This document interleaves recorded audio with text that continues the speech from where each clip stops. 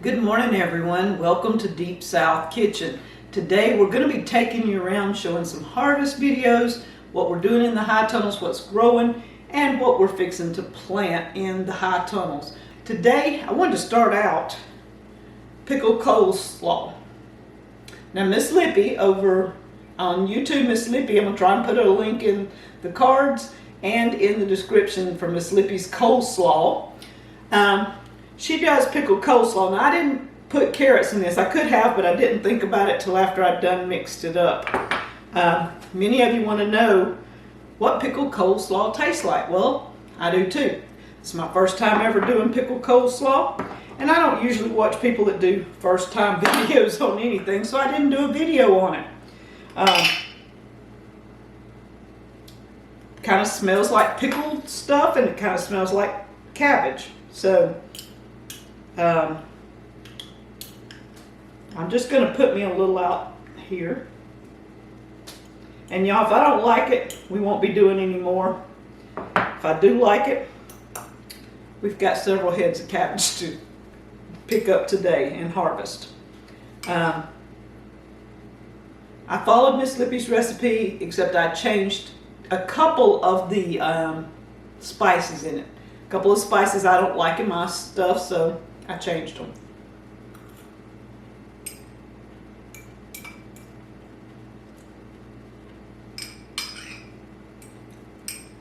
Surprisingly, it's still crunchy.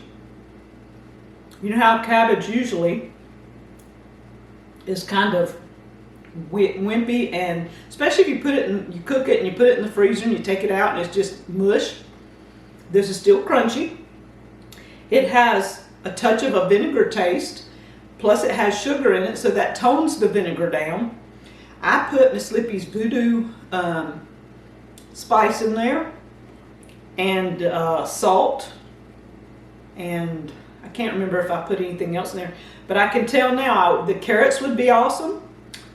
I will add carrots, so I'm going to be harvesting to do this today. Also, what else did I think? Onions. I have some freeze-dried onions, so I think I'll go get a bag of freeze-dried onions and throw them over in here. You don't have to rehydrate the freeze-dried onions when you're doing something like this. You just throw them in and they automatically rehydrate. Gonna be awesome. Y'all, I'm shocked. I really am. One reason, this is about a month old. I really didn't think I'd like it. Now some people told me they rinse theirs, pour all this juice off, and then add a touch of mayonnaise. I think let me pour a little juice off. I'm not going to rinse mine because I like the taste. I don't like a lot of mayonnaise in mine. Now we've added a touch of mayonnaise, and we're going to see. The salt content is really awesome. I think the sugar content is awesome. The vinegar, I was really worried it was too much vinegar, but I don't think so.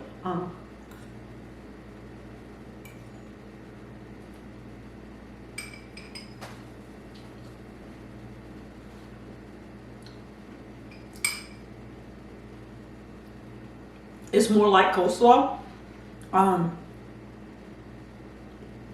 And I just can't get over the crunchy, y'all. That's just amazing. Okay. Miss Lippy's coleslaw. Canned, well, pickled coleslaw, canned coleslaw, whatever you want to call it. I put pickled coleslaw on mine because basically that's all you're doing is pickling cabbage. It is not fermented. I did not ferment it at all. I simply did what I do for like my refrigerator pickles and stuff. I took my vinegar and sugar, heated it, put my spices in, got it all boiling and mixed up together, and I poured it over the coleslaw, and then I processed it in my jars. And don't ask me how many minutes because I done forgot, but Miss Lippy has a video on pickled or canned coleslaw, so you check that out. And guys, we headed out to harvest some cabbage and some carrots and some rutabagas, possibly a tomato, and who knows what else.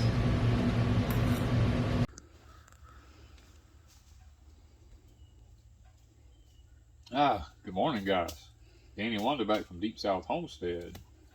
We are in the process of doing some harvesting. I'm trying to get some green stuff for my rabbits right now. And I'm pretty sure in just a little while we're going to have plenty of green stuff. But I come in here and take this. This is packed as tight as I can push it down in it. And I'll take it over to the rabbits. And I'll pour it in their cages. And they will have a smorgasbord of just different things. And then I'll go back once they get through and it wilts down bad and they don't eat it. I'll go back and clean the cages out and put it down into a compost thing, and we will have created compost in 2 different ways. Okay, lots of people asking the question, if it's a high tunnel, how do you have weeds all in a high tunnel? Mainly because we don't use 100% potting soil in our high tunnels. We have brush piles on our property where we push up a lot of brush with the tractors, clearing fence rows and stuff like that. And we pile it up in piles, and in the deep south, in our heat and humidity that we have down here, usually about a year and a half, most of them rot down. And we go back in and take the tractor and we keep repiling them all during the summer, breaking them up. And when the fall comes, or the next winter, or the next spring, whichever one it happens to be, we take the tractor in, and we have videos showing this, where we take the tractor and we scoop it all up, and we take and it's full of earthworms. It's just nothing but rotted organic material. We bring that in here and we shovel it out in 5-gallon buckets and get the roots and limbs and pieces of sticks that didn't deteriorate out of it and put it back into the trash pile. We take that, bring it over here into our high tunnels or our raised beds, and we put about half of the dirt in the raised bed from that, and then we mix in some Schultz potting soil on top of that with some perlite and vermiculite and all that mixed in with it, and some time-release fertilizer to go along with it. And that gives our soil a kickstart like you would not believe, because it has the living microbes all in it. And then we mix in with the potting soil, with the time-release fertilizer. The earthworms love it. The plants love it. We can't argue with the results that we're getting from it. And guys, that is why we have weeds. Because of the trash piles, birds sit on the limbs and use the bathroom in them, and the fact that we're turning the soil and all that, there's just natural wind carrying seeds over, different things like this. That's why we have weeds in our high tunnels. And here we are. Today is February the 5th that we're shooting this. And look at here. Look at this. We have tomatoes that are ripe. Now, I will confess, I have not been the best steward at taking care of them on purpose, because I want to see, with no maintenance, I come in here and I water them, fertilize them, and I leave them alone. Other than I'll come in and I'll shake this, to make sure they get pollinated. But other than that, I don't treat them for no insects. I don't do nothing. And I want to see just how hardy they really are. And one thing I've learned about them is you're not going to just pull them off of the stem. They don't pull off. And, I mean, you look at that. That is a nice... That tomatoes is firm. It's like a refrigerator, though. It's ice cold. And all this thing about tomatoes have to grow in a certain temperature, let me tell you, I'm becoming a firm believer that that may not be exactly true. Because, let's see here. It is 55 degrees in here right now. And one of the things that I'm noticing this year about my high tunnel is it's not heating up. How shall I say this? We have so many clouds. Let's just say that. We have so many clouds in the sky that there's no sunshine. And the high tunnel's it's not as cold as it is outside, because outside this morning it's in the low 40s. But in here, it's 55 degrees. And these are still, I mean, look at this. This is the mystery tomato. We do not know what kind of tomato it is. I suspect I have a suspect about the variety, but I'm not 100% sure. But I'm looking at this. These are just gorgeous. I mean, I got a few white flies starting because it's warmed up enough that this plant has got a few white flies on it, and I may have to treat it for that. But other than that, guys, I can't argue with that. And we're saving seeds, and we're going to replant these this year, just to see if we get the same tomato back as these. It's going to be it's a work in progress, because if it actually comes back true, I will have my own source of tomatoes here, and it looks like they're pretty disease resistant and insect resistant. That's the one thing I'm looking at. Well, the onions in this bed here in the high tunnel, they're doing okay. I haven't been dumping the nitrogen to them like I need to, but that's what I'm fixing to do today. Is I'm fixing to hit them with some nitrogen pretty heavy. And guys, we had blackberries in here, and if you ever have blackberries and there's a piece of root left anywhere, it will come back up continually. We have one there. I noticed this morning another one has come up right here. There's another one right here, another one over there. Wherever that root's been left in there at, they come up. But in the background back here, you'll notice our potatoes that we chopped off here back in the winter when it comes such a hard freeze, they're actually beginning to pop back out. Now, if they're going to make anything or not, I mean, I don't know. But this much I know, it doesn't matter. As long as they're big enough to eat, that's all that matters to us. Okay, guys, well, this here is our Fuji jalapeno pepper from last year. Now, the hard freeze got some of the biggest green leaves that was out on it that I left. I'm trying to get them out because I still have it covered up under the hay here. But I want you to look at it. Look at this. We have new growth all over our Fuji jalapenos, and even way down here, we got some new growth coming out way down on the nodules there. On both of them up in here, there's some new growth coming out. So we're kind of excited about that, which means if I can keep this baby going, we have our peppers a whole lot earlier this year. And we've already got a root system established, and it's in a container. Remember, I told y'all you need to grow some things in containers this year because of what's going to be transpiring in the soil.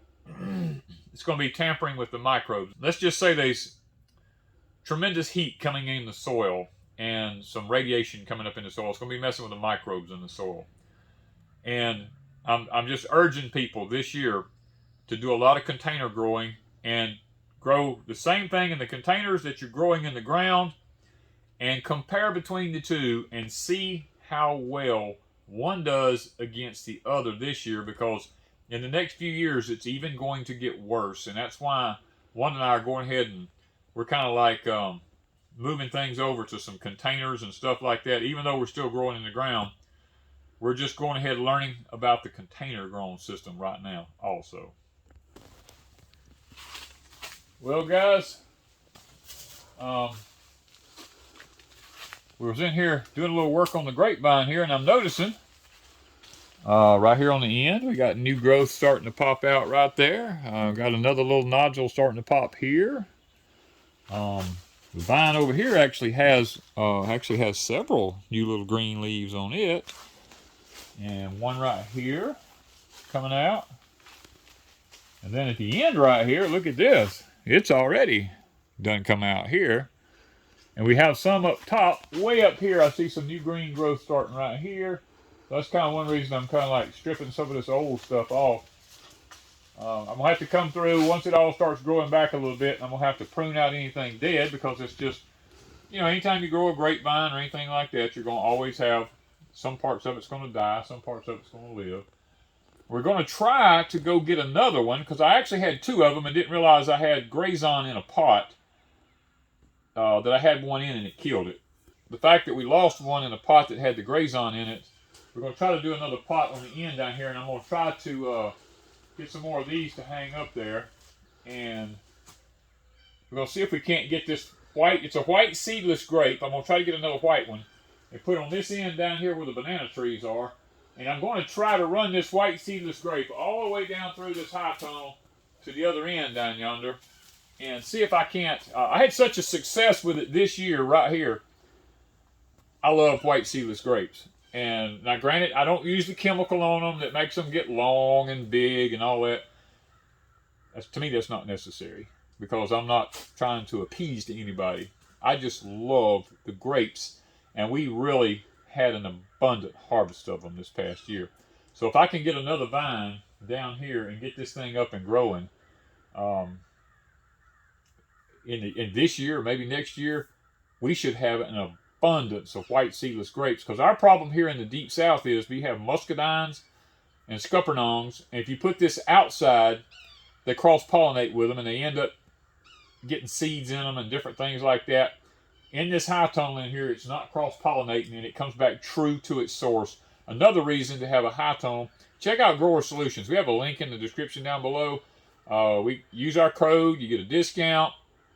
They got tons of stuff in there for growing things. I come through periodically on the Rutabagas, and I look for the leaves, and I take out the ones that are not as nice looking. These are rabbit food. The rabbits have come to a point now when I walk in the barn, they come running up to the cage and start rearing up because they know I usually got some goodies for them.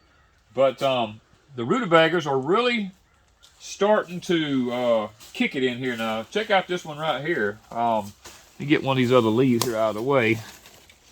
Look at this one. That one down there. Look how big that thing is. That's nice. That is a nice rutabaga right there. Another one growing back here. And there's one right over here. Check out this big boy. Let me get these other few leaves as I'm going.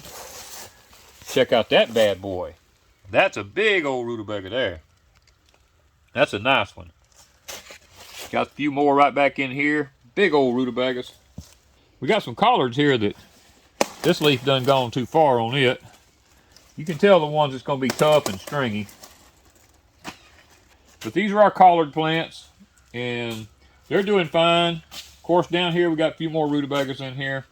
They're all doing good. Like I said, I come in here daily and take a few leaves out. And I've learned that by doing this, the rutabagas actually take off and do really, really good. But now, an update on the sweet potatoes. Nothing is happening yet. They're not coming up. Let's go see. This one says 55 degrees in here.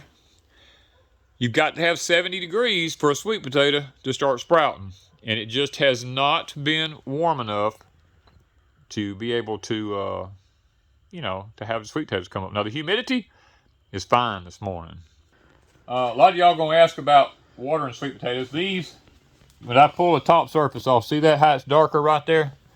There's still enough moisture in there. You don't want to water these very much until they actually you start seeing some little leaves popping up. When you start seeing the little leaves popping up, then you can begin to water them like once a week or twice a week or whatever, to make sure that they have enough water in the top part of this soil up here, because right now technically they're just living off the sweet potato. And there's no sense, if you go to pouring water to it, you just rot the potato. So let the potato do its thing, let it get the slips going, and once you see the green popping up, then you can start hitting it with a little bit of water. Well, our strawberries here, I'm looking here, look at that. We got a little bitty one right up in there starting to come on here. Getting a little bit of blooms in here. There's another one right there starting to happen. I guess I need to come in here. I didn't realize they were getting this far along. Boy, they're pretty. I need to hit them with some fertilizer and see if I can't make them boost a little bit. The funny thing, this bed was up to here with soil. Every year it keeps going down. These plants are taking nutrients out of the soil, and it just keeps going down. And we plan on taking all these out this year and transplanting them, but he's going to move them to the new property.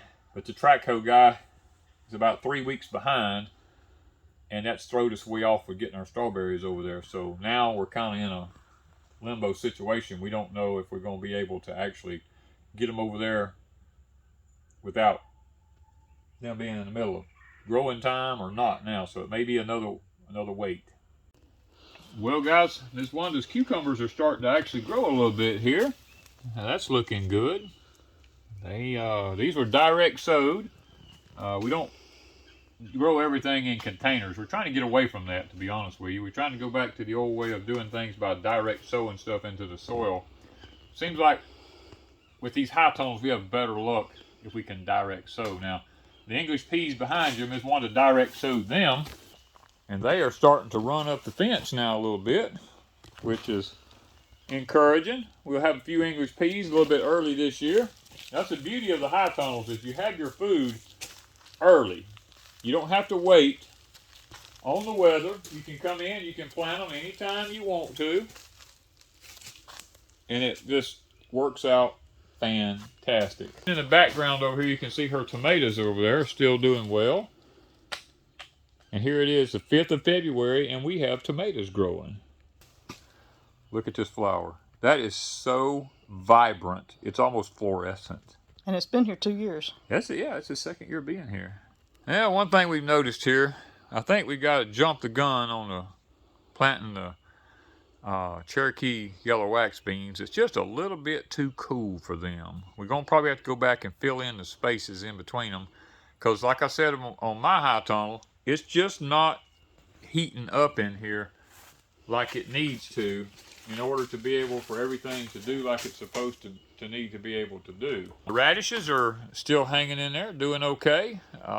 Maybe they'll kick in and do something good. Well, Miss Wanda's high tunnel is at about 54 degrees, which is pretty close to what mine was. So that's pretty encouraging that both of them right now staying about the same right now. Out this morning doing my morning walk around the place, I come back here and realize the sugar cane has begun to pop up in all of these beds here. Now it looks like the cold nipped the tops on them. I didn't realize that it was already coming up. I've been so busy at the other property that when I come around here this morning, I told Wanda, I said, oh, we've already got some sugar cane popping up here. Our fig tree has been fooled here. And guys, we've been down in the freezing. We've been at 32 and 31 and all that. And this thing is in between these two high tunnels here, is giving off enough heat. This side of the tree, this half, is leafing out. The half that's beyond the high tunnels is not leafing out. So if the tree's kind of confused, half of it says, let's go. The other half says, not yet. Okay, Miss Wanda has tested the pickled coleslaw and she really likes it. I hadn't tried it yet, but she wants some carrots to add to it for the next batch that she's going to make. And I'm gonna come out here this morning and just jump down in here and get us a couple of carrots here. Snatch us up a few carrots. That was a little odd shaped, but it's a good carrot.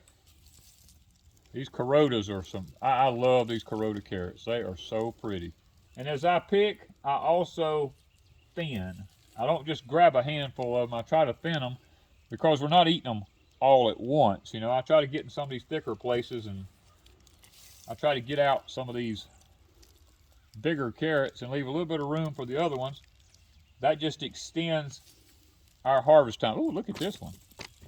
That one's got 2 of them coming out at one. Huh. Nice. Well, I actually got 3 of them at one time. Look at that. That old big one pulled the other 2 up with it. That's some nice carrots. Yeah, is that, how many more you want? That's enough. Is that enough? Well, guys, our peach trees are starting to bloom. Now, these are peach trees that I planted from seeds. A lot of y'all asked me about that. These are not grafted trees. These are ones I just planted the seeds in pots and raised them up. And we've got a bunch of peaches off of this tree last year. This tree probably had over 100 on it last year. Now, it's on the back side of what we used to call a hugel bed. Some people call it a swale. Some people call it a terrace row. We have all of our trees on the lower side of this hugel bed down through here. We used to plant crops on it. But once it rotted down to a specific point, we come in here and planted our trees on the back side of it, and they are loving it. All right, guys, we're out here at the cabbage patch, and we are going to be harvesting these today. We're going to take this one right here. I'm going to show you something on this one. Why we're going to go ahead and take, we're going to take them all, but I want to show you something here.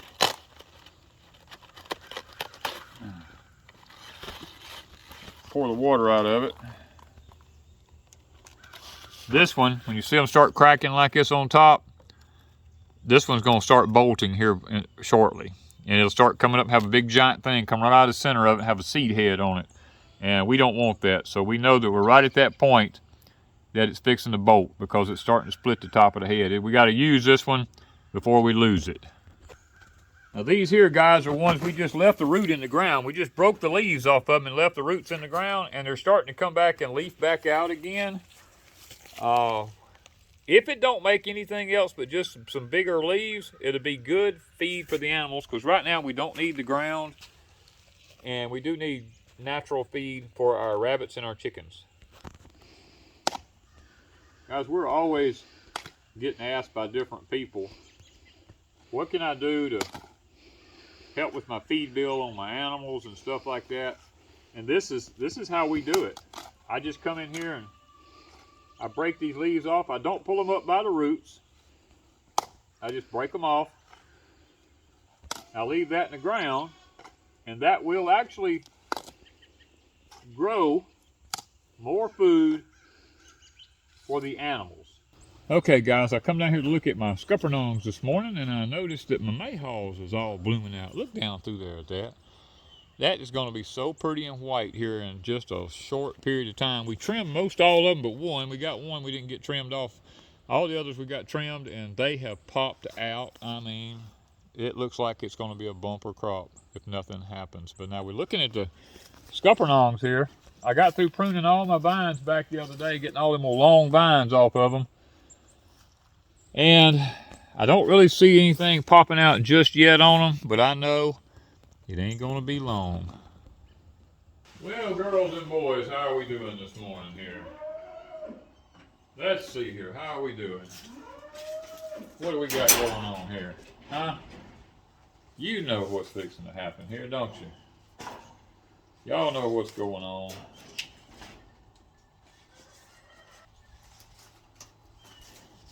Lots and lots of food. This rabbit's the lazy one.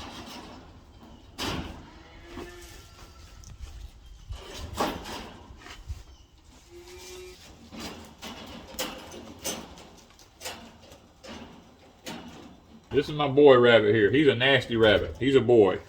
He pees on everything around here. He pees on everything. It don't make him no different. He's all over the walls. It don't make everywhere. And he's the eatingest rabbit I think I've ever seen in my life. I can put them in there and I can come back after a while and they'll just all be gone. I don't know what he does with all of it, but he's manufacturing me some manure, I know that. Okay, a lot of y'all want to know about my rabbit system I have here. I separate my urine from my poop. These trays here, they slide out from under it. Every day I come in here and I take this and I turn it upside down. I dump it in there and I just stick it right back. And as they pee, the pee falls down into this bottom down here. Now a lot of it dries up because you'll notice there's a clean one here, that right there. Rabbits pee in the same place all the time. Now what I'll do is as this dries up, it keeps it from smelling bad in here because I got such large containers. I'll come back and I'll rehydrate this. I'll add water to it and let it set, and it'll just come back to existence. And when it does, I can then take that tea and go around to all my plants and stuff like that and pour it around them, and I mean they Cadillac. All right, guys, these cages here, you see right here, these are the Wabitat cages. What I did was I connected two of them together for the mama rabbits, and it gives them a very long run in each one of them, and I put their boxes in. They finally learned not to use the bathroom in their boxes, and I've done the same thing over here. We have just a simple little water system. Everybody kept telling me, oh, that plastic, they're going to eat it up. You'll never be able to keep your plastic in there. These girls have not chewed on theirs the very first time. They have not messed with them at all. Yeah, the boy, I've only got one cage over there. I just leave him in a cage over there by himself because he stays on the other side of the barn. We don't keep him over here anywhere close to the females.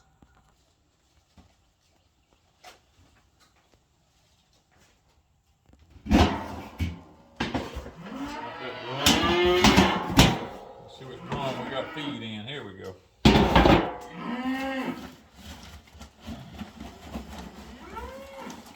on here. Come here, Miss Trixie. Come here, girl. Come on here. Come on, Miss Trixie. Come on, girl. Come on in here. You get to be a big old girl. How's all my other girls doing over here? Miss Dixie, you're all.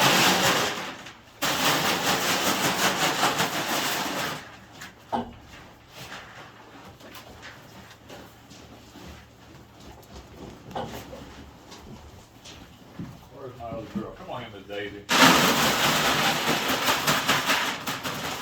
Miss Candy, come on up in here. Come on here, Duke. Come on, Mr. Duke. Come on. Come on, Mr. Duke. Mr. Kenny showed up over here. Mr. Duke. That's a good boy. Come on. Buddy's getting to be a good sized little boy. Yeah, Mr. Buddy's coming on. He's getting to be a big little bull. Come on here, Mr. Duke. Come on here, Mr. Duke. Come on, boy. Come on, Mr. Duke. Don't let them girls bully you around, boy. Come on. We got Trixie, Buddy, and Kenny here.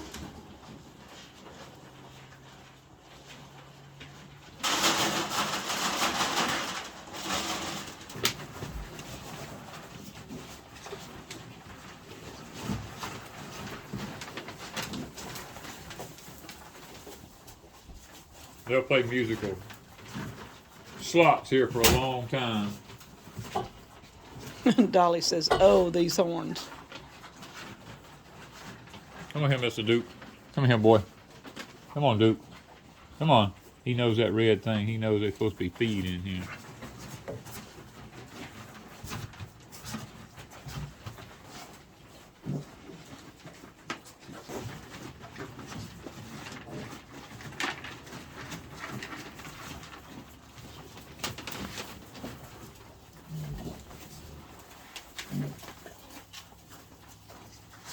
This is his first time to eat out of this trough. Duke? Yeah, Duke's first time. He's figuring it out, though. He's figuring it out. I'm trying to get him where he comes over here with the big cows and stays out there with them little Watch ones. Candy run him out now. Candy's like, move. Well, put two of them, get your head in there together now. Candy, go in the next one. Move over. Come on, right here. Candy. Uh-oh. Dixie's moving everybody. Oh, she's the boss cow. She is the boss. She moves everybody. Yeah, she moves everybody out of the way. Dexter don't move. No, Dexter, he don't. He's in his same spot. That's got to be his spot. And He comes there every you see how day. bent the pipes are? Oh yeah, he don't care. They don't none of them bully him around. Mr. Duke, what are you doing, boy? You gonna go over and mess with the other ones? Watch him. He'll force his way through there. He just about can't go through there no more. He's like, y'all move. This is our 4 babies. These are my boys here. Mr. Duke, he is my big boy. He's a good bull. Yeah. Kenny got shoved outside. Kenny always gets knocked out because he's a little one. He don't really. He just. I have to put some feed outside occasionally for him. Mr. Duke here. He's okay. He's a good boy. Can he go out? Yeah, Yep. he run right through that. He went to check out to see if Kenny had anything out there. Yeah. Look at there, Look at Buddy. Mr. Buddy. Mr. Buddy. Come on, Mr. Duke. Come on back in, boy. Hey, Buddy. Cleaning this up now. One thing with a bull, don't ever rub a bull on his head up here. They don't ever do that. You treat them, they get where they get aggressive if you do that. You want to always rub them on their back here. And to show you how much oil's in their skin, my hands has got oil all over them. Tracy want to know what was on your hand. You want to know what was on my hand, Miss Trixie? Huh? You want to know what was on my hand, huh? It's just old Duke. That's all. It's just old Mr. Duke. He's on his thing. I need to get a brush in here and brush him. But he's gonna make a nice breed bull. He's really good. He's got a good frame, good stock, good build. He's not gonna be a huge bull, but he's gonna be a short, stocky one, which is a good characteristic in the Dexters. Come on, Mr. Buddy. What you doing, boy? Huh? Say. Both of y'all are polled. No, neither one of you have no horn. You both are Jersey Dexter cross. Kenny has a Jersey face. Yeah. Buddy, he looks more of the Dexter look. Now here comes Mr. Duke out. Look at him. You talking about the difference in the size of him? Look how stocky and big he is. They gonna fight? Look, Buddy gets in there with him sometimes now. Buddy. You said you staying out of it, Kenny? I don't blame you. I don't blame you, Kenny. I'd stay out of it too. These boys over here, one of them just wants to be bad. What you want, Kenny? He said he wants some food, Papa. There's food right there in front of you in that tub. Eat it. Come on. He's full, I guess. Have you had enough to eat this morning, huh? Say.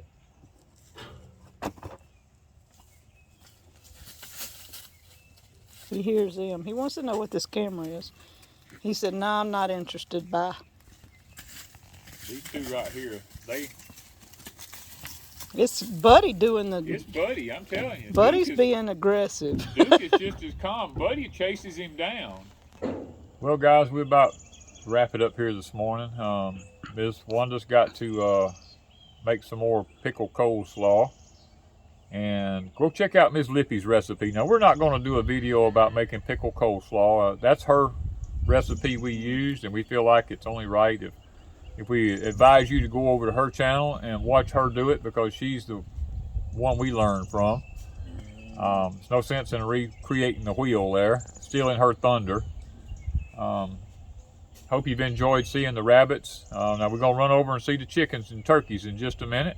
They'll put that clip after this and show you what we're feeding them left over after the scraps. But other than that, guys, we got to run over to the new property and take care of a few things over there. And if you like this kind of video, let us know in the description down below, or in the comments down below, shall I say.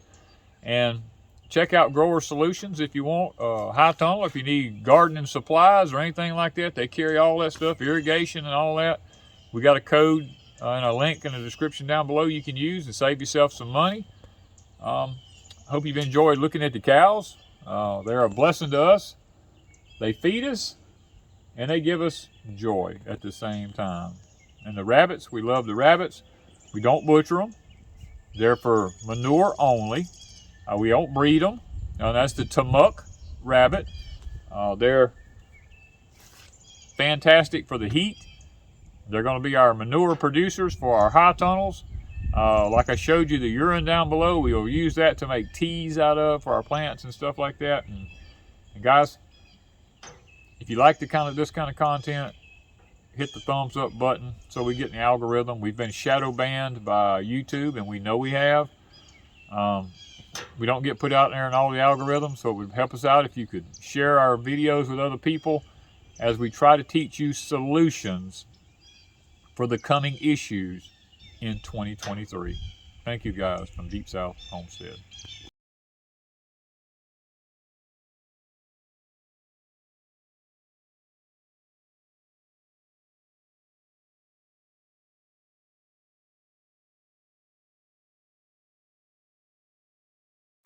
These are turkeys that escaped Thanksgiving and Christmas.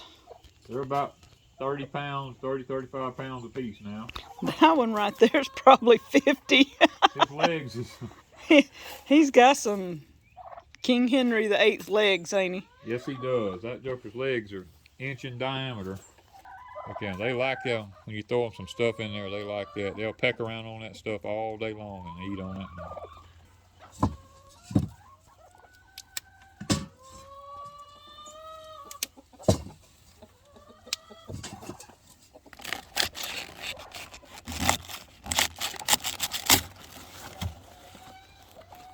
Oh. This purple cabbage came out of my high tunnel, didn't it? Yeah. It's not very big, but it's been there a while. Well, it started getting some insect issues on it, so we decided to just take it out and go ahead and Add it to the slaw. Add it to the slaw. Okay, guys, around the outsides of our turkey and chicken pens, we have all this luscious green hen's bit and all the other kind of vegetation that comes up. Periodically, we turn these chickens out right here. We have so much green stuff to feed the chickens that we don't let them out all the time because it would be pointless. I mean, because they get plenty to eat. It's green. I mean, we literally load them up. Lots of this is just wood sorrel, kale leaves that's just gone bad. And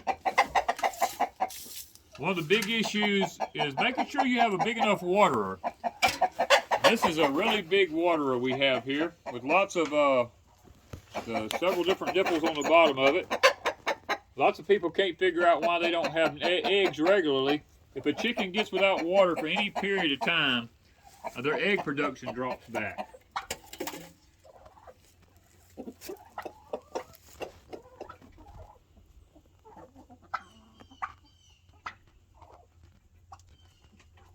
Turkeys is loving theirs over there.